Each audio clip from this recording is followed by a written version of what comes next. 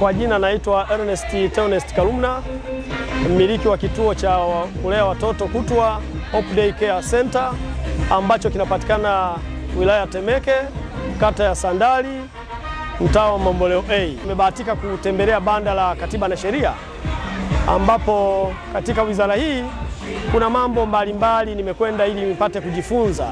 Nimekuja na wanafunzi, nashukuru ya kwamba wamepokelewa vizuri watoto hawa na wamefundishwa namna ya haki zao za msingi ambazo wanapaswa kupewa kama watoto. Lakini pili, namna ambavyo hawapaswi kubaguliwa na kusumbuliwa na jamii inayowazunguka ili wao wakijua haki zao waweze kuzisimamia, na pindi zinapovunjwa wazipeleke wapi na kwa nani. Hayo yote tumejifunza hapa. Mimi nashukuru kwa kazi hiyo njema. Kwenye mambo ya ukatili wa kijinsia pia tumelizungumza, wametufundisha mengi, japo pia hata sisi huwa tunawafundisha watoto, lakini wamelikumbushia kwamba bwana, watoto hawa kuna maeneo hawapaswi kufanyiwa 1, 2, kwa mfano hawapaswi kuguswa viungo vyao maalum ambavyo ni vya siri. Kwa tumeelekezwa namna ya kufanya, lakini pia wameelekezwa wanapofanyiwa hivyo wakaripoti kwa nani.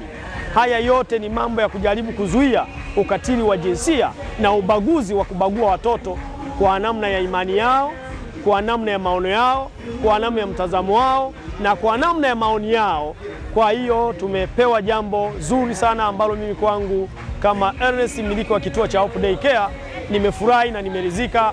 Nasema wizara naishukuru, lakini pia serikali yangu ya Jamhuri ya Muungano wa Tanzania chini ya Mama Samia pia mimi nashukuru, kwa sababu kuna kitu kipya tumejifunza, lakini pia tumepewa ushirikiano ambao yawezekana hatukutegemea kwamba tunaweza kupewa ushirikiano wa namna hii, kwa sababu tumekuja na watoto wadogo. Ingekuwa tunawakubwa tungesema wameona tuko sawa, lakini wanapopokelewa hakuna ubaguzi wa aina yote, wanapewa haki ya kusikilizwa.